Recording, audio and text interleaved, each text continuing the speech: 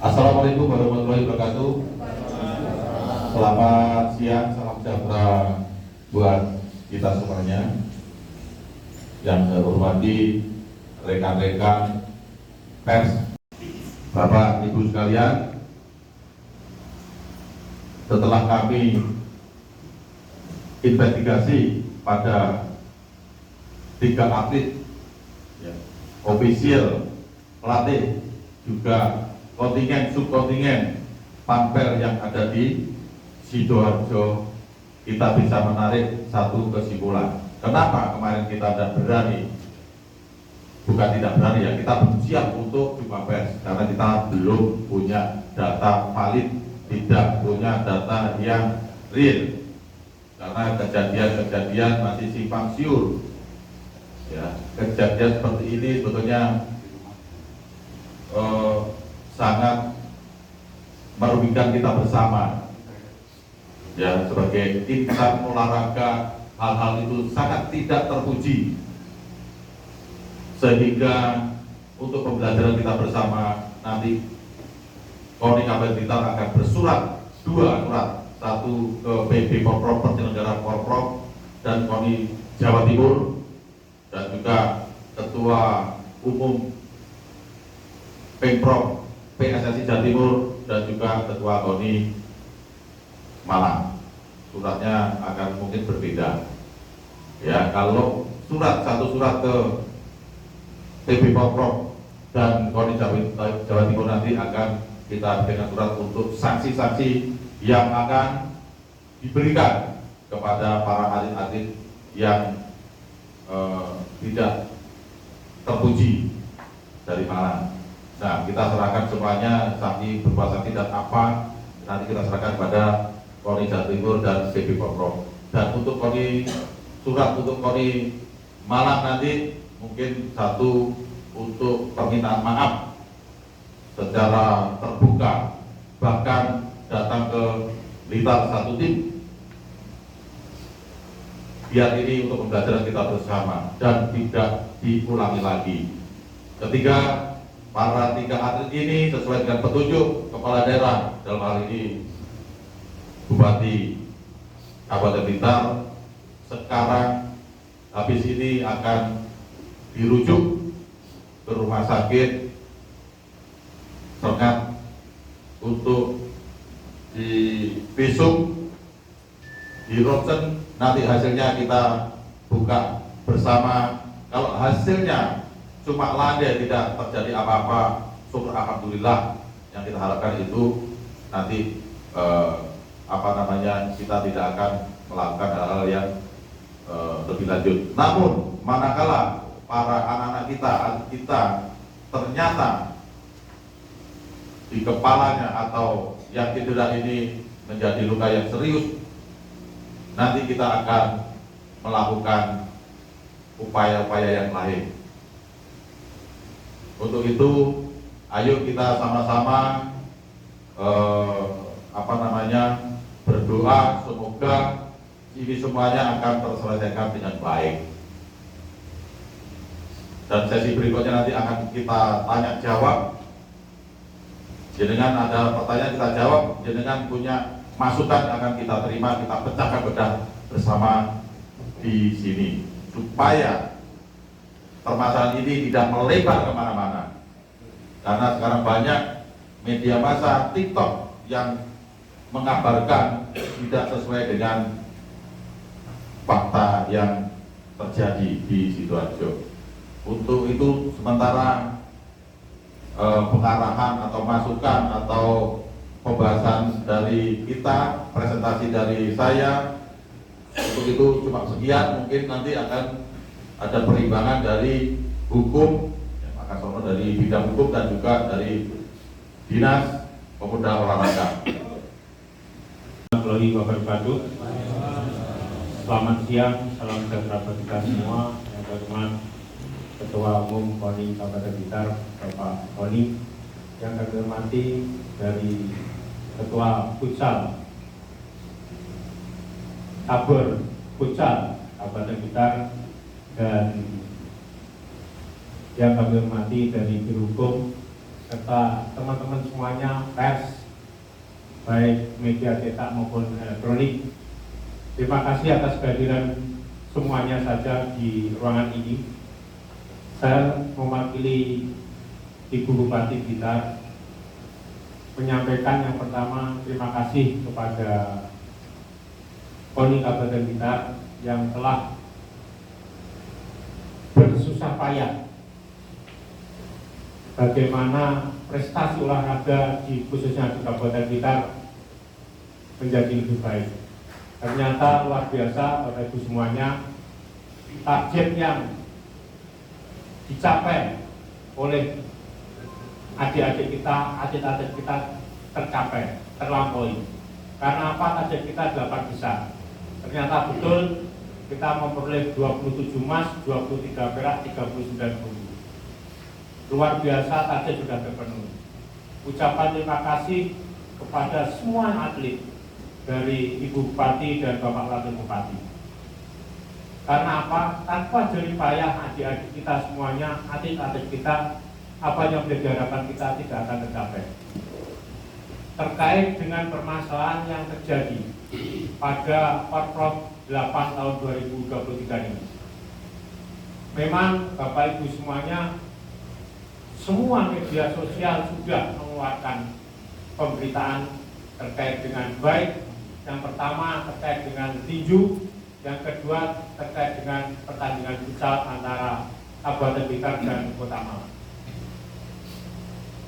Sekarang lagi viral, kemarin memang sempat viral Pak Tony terkait dengan tinju dulu. Memang namanya risiko pertandingan, risiko yang ada di pertandingan yang notabene menggunakan fisik itu memang banyak berisiko. Kejadian antara Kabupaten Blitar dan Kabupaten Bondowoso, teman-teman media sudah visual semua apa yang terjadi. Kita tetap ikut berbelasungkawa, biarpun itu risiko di suatu olahraga. Tetapi karena namanya sudah takdir, ya bagaimana kita tidak bisa mengelak. Hanya kita bisa mendoakan semoga almarhum dapat diterima di sisi Tuhan Yang Maha Esa dan keluarga yang ditinggalkan diberikan ketabahan. Yang kedua terkait dengan pertandingan futsal antara Kabupaten Blitar melawan Kota Malang. Memang di medsos itu luar biasa, membuat situasi paling tidak memanas di kancah olahraga. Karena apa? Ini tidak wajar Bapak Ibu semuanya, teman-teman media. Tidak wajar. Melakukan selebrasi sujud itu umum. Semua pemain baik apapun yang merasa juara atau merasa barusan mencetak gol merupakan wujud syukur, terutama untuk sujud mengucapkan syukur kepada Tuhan Yang Maha Esa. Apa yang terjadi Bapak Ibu semuanya, teman-teman media, kita sudah tahu ada kejadian atlet kita, atlet futsal kita ditendang oleh salah satu atlet futsal dari Kota Malang. Pak Ketua Umum KONI hari ini melakukan jumpa pers, mengklarifikasi kejadian yang sebenarnya, melakukan investigasi kepada 3 atlet yang notabene kena pukulan atau tendangan yang tidak terpuji oleh atlet futsal Kabupaten Kota Malang. Di sini ada 3, ada yang kena bahu, ada yang kena kaki, dan ada yang disikut. Semua korban kita hadirkan, sudah diinvestigasi oleh Ketua Umum.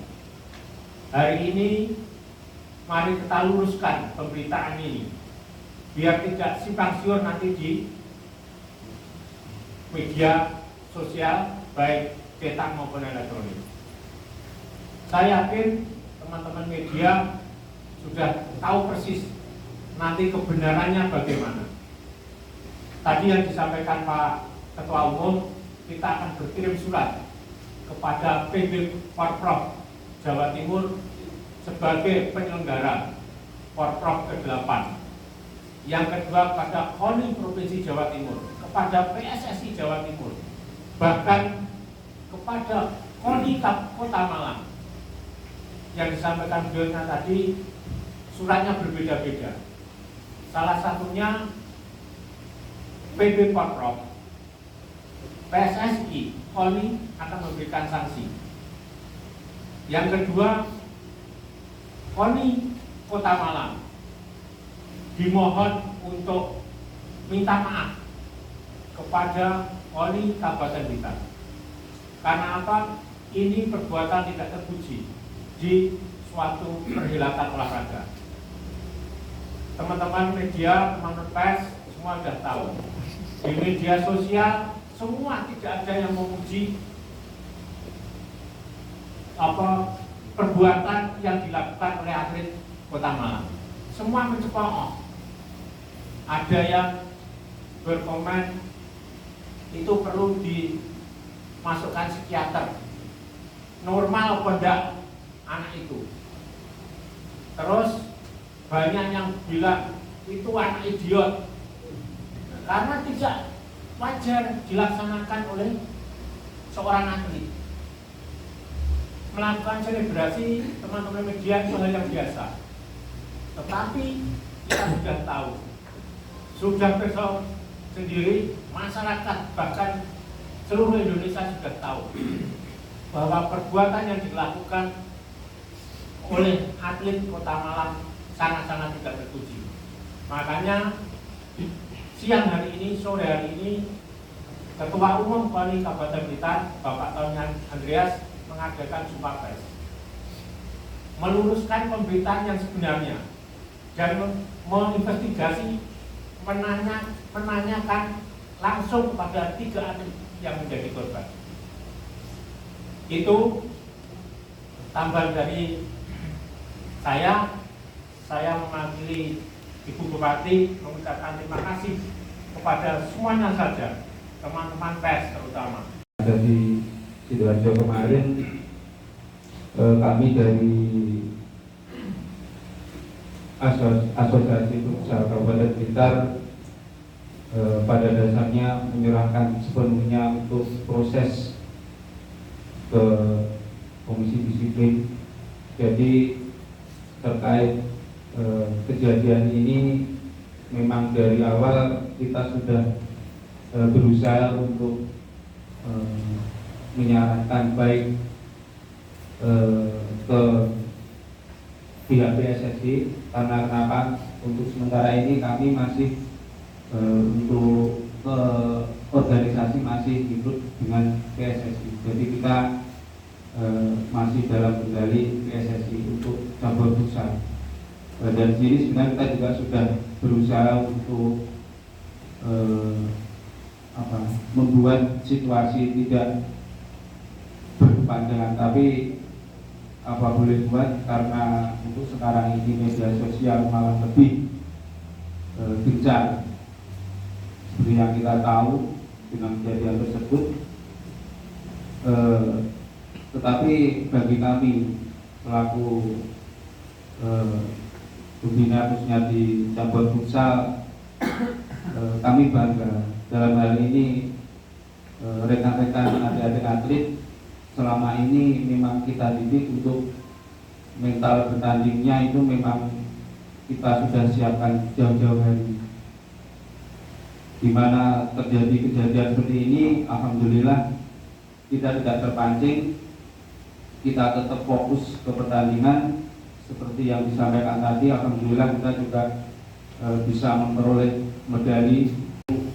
Terakhir final pada hari Sabtu final itu Nah, sebenarnya tidak ada kejadian apa-apa, sebenarnya tidak di dalam lapangan, cuma di media sosial di luar sudah mulai ramai. Dan kami sebagai panitia pun juga tidak merasa ada apa seperti di waktu itu. Ya. Tapi berhubung ada media sosial yang begitu banyak, termasuk TikTok dan sebagainya, sehingga berita-berita yang akurat dari teman-teman media cetak maupun elektronik itu akhirnya jadi simpang siur. Nah, sehingga kami dari KONI Kabupaten Blitar melaksanakan investigasi dan minta pendapat dari para atlet-atlet yang kebetulan terjadi insiden. Nah, makanya kami dengan adanya kejadian ini, Pak Tony sebagai Ketua KONI Kabupaten Blitar ingin menjelaskan kepada teman-teman media bagaimana duduk sebenarnya kejadian, biar nanti dalam proses pemberitaan itu tidak merugikan terhadap atlet, baik atlet Kabupaten Blitar maupun atlet Kabupaten Kota Malang. Karena atlet-atlet ini memang masih perlu pembinaan dan usia dini, sehingga kami tidak ingin atlet Jawa Timur terjebak konspirasi baik kesalahan dari pengurus-pengurus yang tidak ada etikat baik. Kepala Dinas Kispora, ini kan sudah fakta jelas KONI Blitar ini sudah bisa mengangkat citra baik daripada Kabupaten Blitar, dan untuk para atlet yang sudah berprestasi ini nanti akan mendapat reward apa dari pemerintah Kabupaten Blitar, itu satu. Dan yang kedua, bagaimana tanggapan dari Bapak Kepala Dinas yang di sini mewakili Ibu Bupati Kabupaten Blitar terkait dengan usulan yaitu GOR. Ya. Mohon itu dijawab untuk Pak Kepala Dinas. Pertama terkait dengan para atlet kita juga mengangkat nama baik Kabupaten Blitar. Apakah ada ribet? Kemarin Bapak teman-teman media semuanya bahwa Pak Ketua Umum sudah mengajukan proposal pada Ibu Bupati terkait dengan ribet yang akan diberikan kepada teman-teman atlet yang sudah berprestasi. Untuk besarannya tidak etis saya sampaikan sekarang, karena kita juga nunggu keputusan dari teman-teman Dewan, karena belum belum diparipurnakan. Yang pertama itu. Jadi terkait dengan besarannya, ya kita belum bisa menyampaikan. Terus terkait dengan usulan GOR, Ibu Bupati sudah menyampaikan ke saya untuk tahun 2024 berupaya untuk memberikan fasilitas pada atlet-atlet kita, khususnya bagi atlet-atlet yang sudah membawa nama baik Kabupaten Blitar. Akan dibangun GOR, gedung olahraga. Saya juga butuh dukungan dan support dari Bapak Ibu semuanya. Yang pertama hasil investigasi Pak Ketua. Jadi hasil investigasinya seperti apa ke 3 pemain, kemudian satu lagi yang perlu kami tanyakan apa regulasinya seperti apa di futsal itu, kalau ada kekerasan di lapangan, tapi kekerasan di lapangan tapi itu sudah off play mungkin ya istilahnya, sudah di luar permainan ya. Sementara kan setahu saya futsal itu kalau 20 menit satu babak itu bersih, jadi ketika bola keluar berarti di stop kalau dalamnya waktunya, penghitungan waktunya. Apakah kalau atlet kita ini yang di luar itu kemudian juga bisa dibawa ke ranah pidana. Itu pertanyaan yang perlu dijawab karena ada rumor-rumor juga bahwa pihak keluarga misalnya mau menggugat dan seterusnya. Selain itu ada juga informasi bahwa pihak panitia dan dalam hal ini panitia disiplin itu sebetulnya tidak segera mengambil tindakan atau membuat keputusan atau memberikan sanksi. Apakah itu benar atau tidak? Nah, kemarin juga kami menelpon ofisialnya Futsal Kabupaten Blitar, belum tahu kalau ada sanksi untuk pelaku dan ofisial dari tim Futsal Kota Malang. Apakah itu juga atas pengetahuan Pak Ketua KONI bahwa memang panitia disiplin tidak segera membuat melakukan investigasi dan menjatuhkan sanksi. Terima kasih. Dari kemarin kita bentuk tim investigasi dan hari ini kita hadirkan semuanya para korban di sini.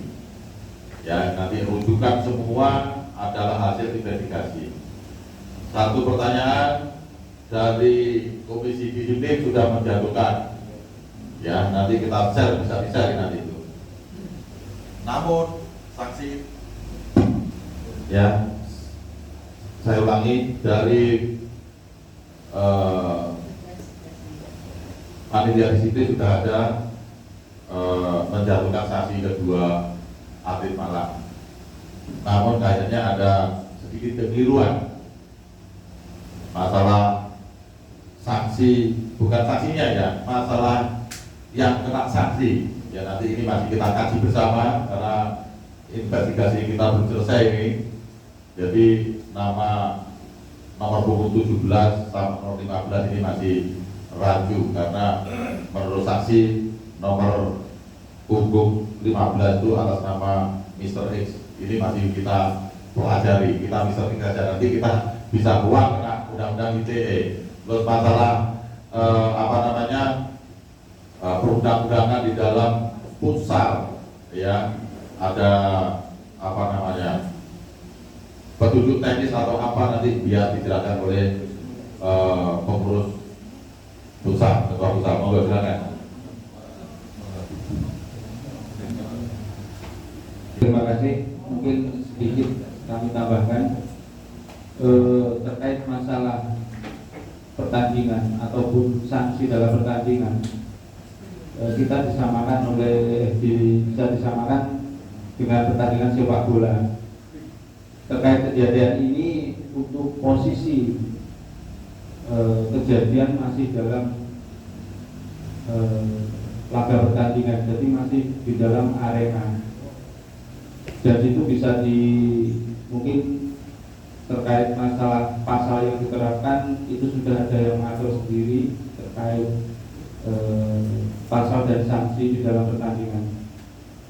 Bisa dibilang kalau misalnya itu di luar arena pertandingan mungkin bisa kita terapkan untuk sanksi pidana. Karena ini untuk kejadian masih di dalam situasi pertandingan atau di dalam arena pertandingan, untuk sanksi itu nanti sudah ada ketentuannya tersendiri, dan untuk yang memberikan sanksi nanti bisa diberikan oleh komdis yang sudah ada di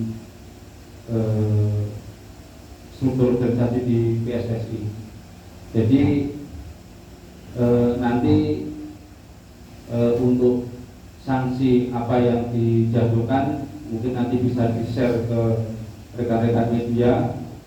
Untuk sanksi juga sudah dijatuhkan kepada beberapa pemain dan ofisial dari Kota Malang. Yang jelas untuk sanksi nanti sudah ada yang mengatur dari komdis sesuai dengan pasal yang tertera di aturan dalam permainan sepak bola. Mungkin itu Pak Ketua. Itu apakah dalam pertandingan itu sebelumnya ada gesekan, ada gesekan, ada perilaku yang sudah memicu terjadinya aksi penendangan tersebut, atau bahkan pernah ketemu atau bermain sebelum di laga itu, mungkin bisa diceritakan. Nah, terima kasih. Saya ulangi sekali lagi untuk yang pertama, untuk dari tim Kabupaten Blitar dan Kota Malang itu dulunya sebelum turnamen Porprov yang ke-8 dari tim ini sudah pernah melakukan uji coba di Kota Malang, dan di situ dari Kabupaten Blitar juga berhasil memenangkan pertandingan juga. Terus untuk yang ditanyakan tadi, apakah waktu pertandingan itu ada gasingan terlebih dahulu, itu menurut saya, dari saya pribadi, saya tidak ada, karena di situ waktu sebelum saya kena tendangan pada bahu saya, di situ kan di video ada teman rekan saya yang menendang dari titik kedua penalti, dan di situ saya kan ada di belakangnya, di belakang menendang rekan saya. Dan setelah rekan saya berhasil mengeksekusi tendangan tersebut dan menjadi gol, di situ berpelukanlah saya dengan rekan saya itu tadi karena keberhasilannya. Setelah itu saya melakukan sujud syukur, dan setelah saya melakukan sujud syukur, saya tidak tahu apa-apa. Ternyata langsung ditendang saja, dan di bahu saya itu langsung jantungnya sakit seperti itu, dan di bagian kepala juga tidak pusing karena kenanya itu pada bagian bahu dekat leher seperti itu. Waktu itu juga nggak terlalu melihat siapa yang menendang saya, tetapi dari rekan-rekan saya juga memberitahu bahwa yang menendang itu orangnya adalah ini seperti itu. Terima kasih. Tiba-tiba juga tidak sadar karena tendangnya itu di bahu dekat leher. Jadi kalau tinju itu kena itu pasti KO. Dekat leher, jadi dia sempoyongan antara sadar dan sadar. Tapi di video itu ada tercatat nomor punggung 17. Namun setelah kita selidiki, nomor punggung 17 itu atas nama Moreno itu waktu pertandingan itu Moreno itu tidak sedang bertanding. Moreno itu sedang jadi di bangku cadangan. Nah, ini perlu kita selidiki bersama, karena yang disebut kemarin Moreno yang nendang ternyata kayaknya bukan Moreno. Kenapa? Karena Moreno waktu itu tidak sedang bertanding, lagi di bangku cadangan. Nah, kita PR bersama,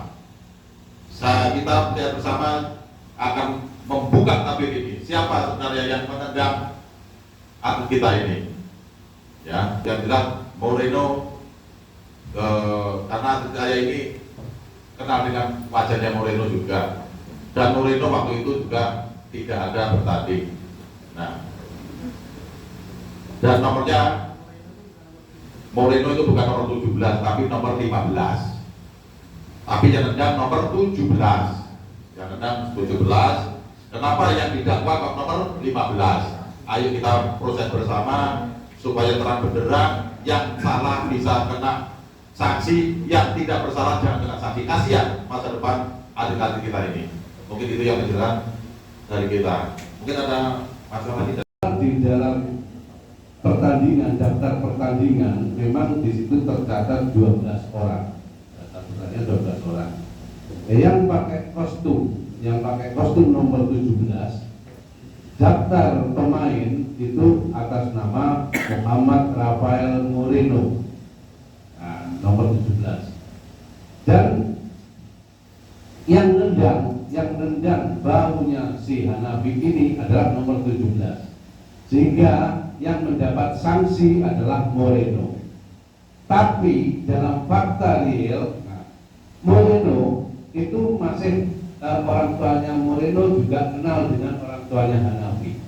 Dia juga klarifikasi. Moreno tidak berada di main waktu berada di cadangan. Nah, sehingga sekarang ini Moreno juga kena sanksi oleh komisi disiplin. Nah, sehingga cuma siapa yang memakai kaos nomor 17 itu, sedangkan di dalam daftar di dalam kaos timnya si Moreno itu nomor 15. Nah, di sini Pak yang jadi pertanyaan, siapa orang yang menendang pakai nomor 17 kaosnya Moreno itu, yang atas nama Moreno itu. Nah, ini baru kami juga akan mau klarifikasi ke komisi disiplin, nanti juga akan kami bikin surat kepada provinsi, ke PP Porprov, nah, terus supaya terkuat, karena juga nanti kasihan kalau memang Moreno tidak melakukan terus kemudian kena sanksi, kasihan di sini. Nah, makanya kami juga akan melakukan seperti itu, ke bersurat ke PP Porprov Jatim. Jadi sekarang ini makanya berita yang rame di viral itu memang penendangnya Moreno. Nah, kalau pakai kaos nomor 17. Tetapi waktu dalam lapangan Moreno di posisi bangku cadangan. Nah, di situ Pak. Dan saksi dan anak-anak ini juga kenal dengan Moreno. Itu tambahan Pak, jadi PR